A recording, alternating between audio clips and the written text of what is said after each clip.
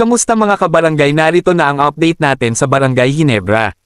Sa gitna ng masiglang pagdiriwang ng Pasko, nag-init ang laban ng Barangay Ginebra at Magnolia sa Smart Araneta Coliseum.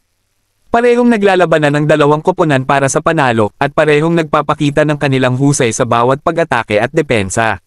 Sa huling segundo ng laro, tabla ang score sa 92.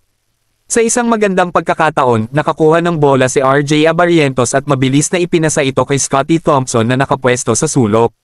Sa isang kisap mata, inangat ni Thompson ang bola at binaliktad ang kanyang kamay, at nag-shoot ng 3-pointer. Tumahimik ang buong arena habang lumulutang ang bola sa hangin.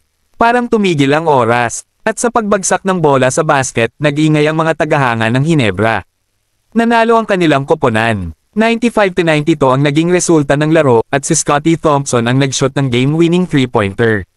Ang panalo ng Ginebra ay isang patunay ng kanilang determinasyon at galing. Sa kabila ng pagiging nasa likod sa karamihan ng laro, hindi sila nag-give up at napatunayan nila na kaya nilang makipagsabayan sa pinakamahuhusay na koponan sa PBA. Hindi lang basta panalo ang naitala ng Barangay Ginebra, kundi isang maalamat na pagbabalik mula sa isang napakalaking pagkakaibang 22 points. Ang galing ni Scotty Thompson ay naging susi sa tagumpay, ngunit hindi maitatanggi ang malaking ambag ni RJ Abarientos sa pag-angat ng koponan mula sa malalim na hukay. Si Abarientos, na nagpakita ng tunay na diwa ng Never Say Die ng Ginebra, ay nagtapos ng laro na may 20 points, 17 points sa mga puntong ito ay na-score niya sa ikalawang kalahati, kung saan nahuli ang Ginebra ng 76-54 sa kalagitnaan ng ikatlong quarter. Isang testamento ito sa kanyang determinasyon at kakayahan na maglaro sa ilalim ng matinding pressure.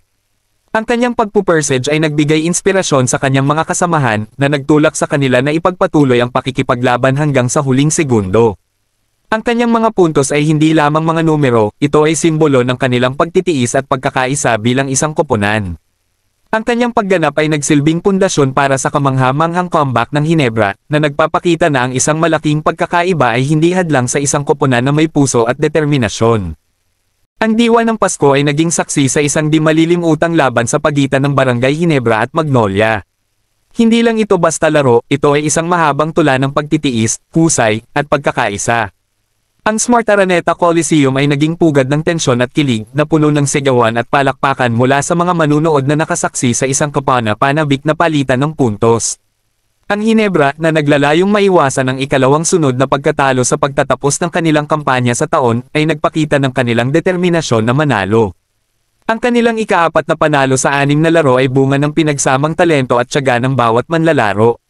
Samantalang ang Magnolia, na bumagsak sa 2 wins and 5 losses na record matapos ang ikalimang pagkatalo sa huling 6 na laro, ay nagpakita rin ng kanilang tapang at husay, ngunit hindi sapat upang mapagtagumpayan ang matinding pagbabalik ng Ginebra. Sa mga huling minuto ng laro, ang tensyon ay umabot sa sukdulan. Isang 3-pointer ni Ricardo Ratliff ang nagbigay ng panandaliang kalamangan sa Magnolia, 90-92, ngunit hindi pa tapos ang laban. Si Justin Brownlee, na kilala sa kanyang malamig na ulo at tiyak na pag-shot, ay sumagot ng kanyang sariling 3-pointer na may natitirang 2 minutes and 3 seconds sa orasan. Ang bawat segundo ay tila isang taon, ang bawat dribble ay isang puso na tumitibok ng malakas. Ang bawat pag-atake at depensa ay isang larawan ng matinding labanan para sa tagumpay. Ang huling 2 minuto ay isang demonstrasyon ng husay at determinasyon, isang kapana-panabik na kaganapan na nag-iwan ng mga manunood na nasa gilid ng kanilang mga upuan. At sa huli, ang mahika ni Scotty Thompson, na pinag-isang lahat ng pagsisikap ng koponan, ang nagbigay ng matamis na tagumpay sa Barangay Ginebra. Isang laro na tiyak na maaalala ng lahat bilang isang testamento sa diwa ng Pasko at ang di malilimutang pagbabalik ng mga Gin Kings. Mga kabarangay, kung gusto ninyo pa ng maraming update sa Barangay Ginebra ay huwag ninyo kakalimutan mag-subscribe sa ating YouTube channel.